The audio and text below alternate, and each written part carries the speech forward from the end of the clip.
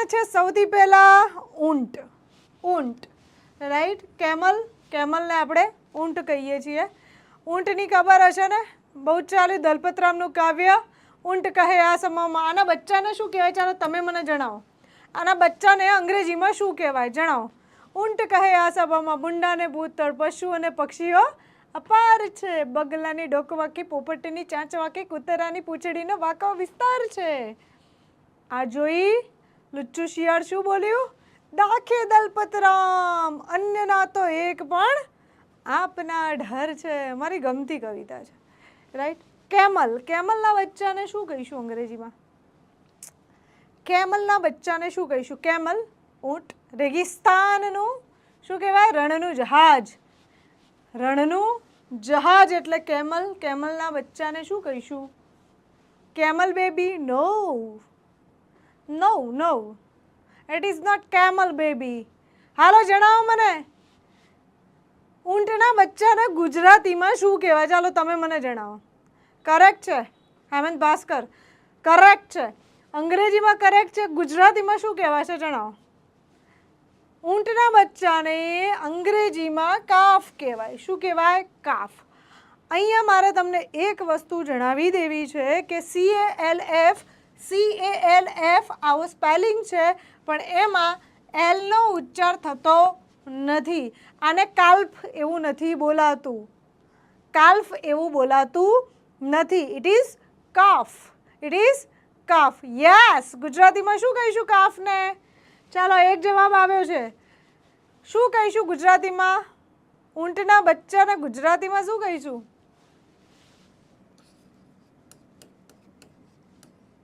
બોતડું. શું કહીશું? બોતડું. શું કહેવાય? બોતડું. કરેક્ટ છે. ઉડાન એજ્યુકેશન પોઈન્ટ. ઊંટના બચ્ચાને બોતડું કહેવાય, રાઈટ.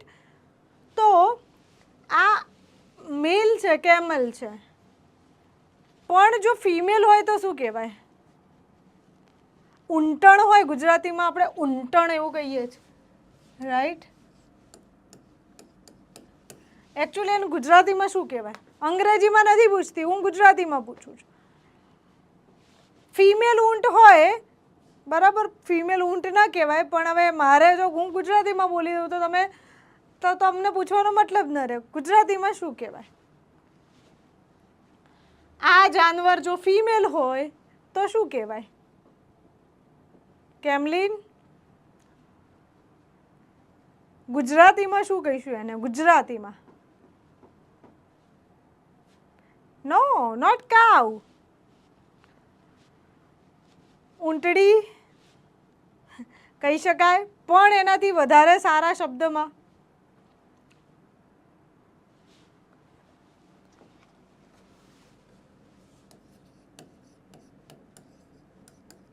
આવું કહેવાય છે. આવો શબ્દ સાંભળ્યો છે? સાંઢણી. સાંઢણી એવો શબ્દ સાંભળ્યો છે? બોલો. ગુજરાતી આપણે અંગ્રેજી પણ શીખીશું, પણ ગુજરાતી આજે ભૂકા બોલાવે એવું શીખવાના છે. કહેવાય છે સાંઢણી એવો શબ્દ કેટલાય સાંભળ્યો છે? ઊંટણી, સાંઢણી. સાંઢણી એવો શબ્દ કેટલાય સાંભળ્યો છે? મને જણાવો. ચાલો, what is next? Buffalo. Yes, buffalo. It's buffalo. It is not buffalo, it is buffalo. Buffalo એને કહેવાય છે બફાલો, ના કે બફેલો. બાફાયેલો નહીં, હા, બફાલો. બફાલો. સો બફેલો. Buffalo, yes. તો એને સાંઢણી કહેવાય. ઓકે પારુલબેન, ચાલો, સાંઢણી કહેવાય, બરાબર છે. બફેલો એટલે ભેંસ. ભેંસના બચ્ચાને શું કહીશું અંગ્રેજીમાં? ભેંસના બચ્ચાને શું કહીશું અંગ્રેજીમાં? It is called calf too. આને પણ કાફ જ કહેવાય છે. ભેંસના બચ્ચાને પણ કાફ જ કહેવાય છે. શું કહેવાય છે? કાફ. અને આને ગુજરાતીમાં શું કહેવાય? ભેંસના બચ્ચાને ગુજરાતીમાં શું કહેવાય?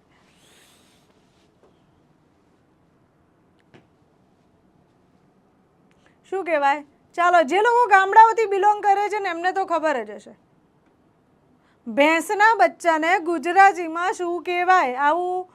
આવું જ આવશે બધું, રાઈટ. તળપદા શબ્દોની પણ જેને ખબર હશે એને ખબર હશે.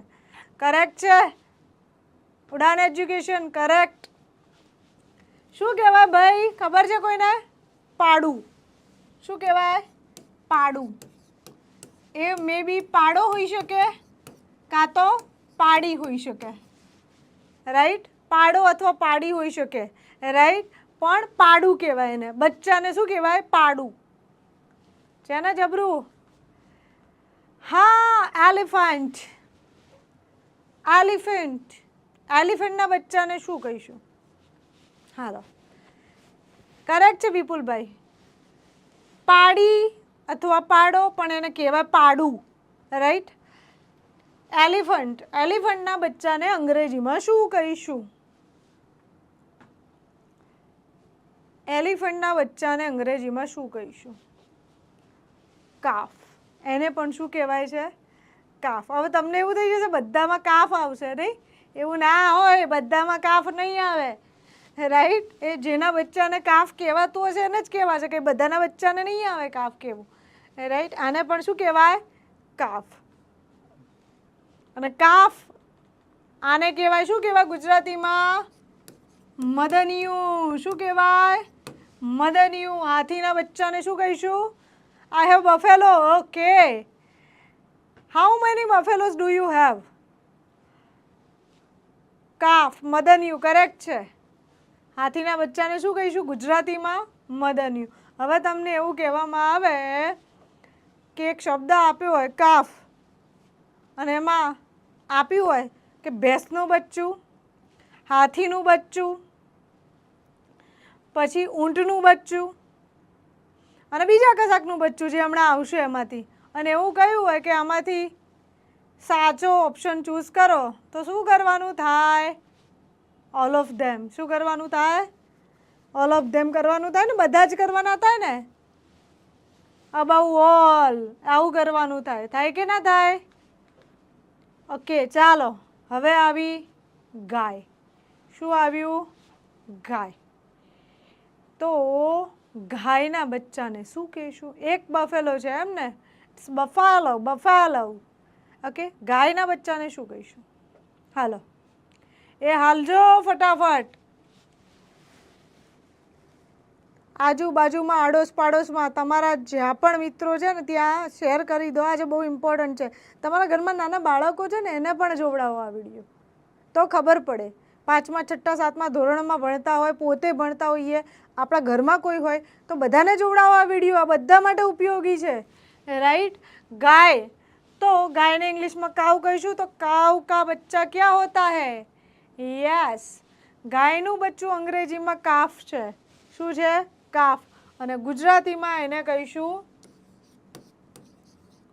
વાછડું અથવા વાછરું. ચાંદો ઉગ્યો ચોકમાં, ઘાયલ ચાંદો ઉગ્યો ચોકમાં. સાંભળ્યું હોય તો શું આવે છે? યસ, વાછરડું. કરેક્ટ.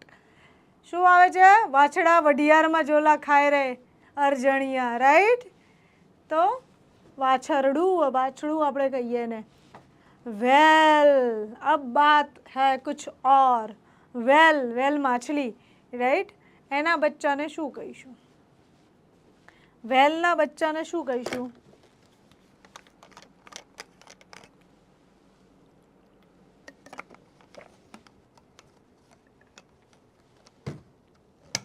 વેલના બચ્ચાને શું કહીશું? વેલનું બચ્ચું પણ કાફ જ છે. શું છે? કાફ જ. ઓકે. હવે આને ગુજરાતીમાં બીજું નથી કહેવાતું. હા, વેલનું બચ્ચું જ કહીએ છીએ આપણે એને. નાવ જીરાફ. જીરાફ. જીરાફના બચ્ચાને શું કહીશું? જીરાફના બચ્ચાને શું કહેવાય? શું કહેવાય? હાલો હાલો હાલો, કમેન્ટ વાળા કેમ ખોવાઈ ક્યાં ગયા મિત્રો? કંટાળો આવ્યો કે શું છે? હે, ખોવાઈ જવું નહીં પડે. ખોવાઈ જવું સારું નહીં.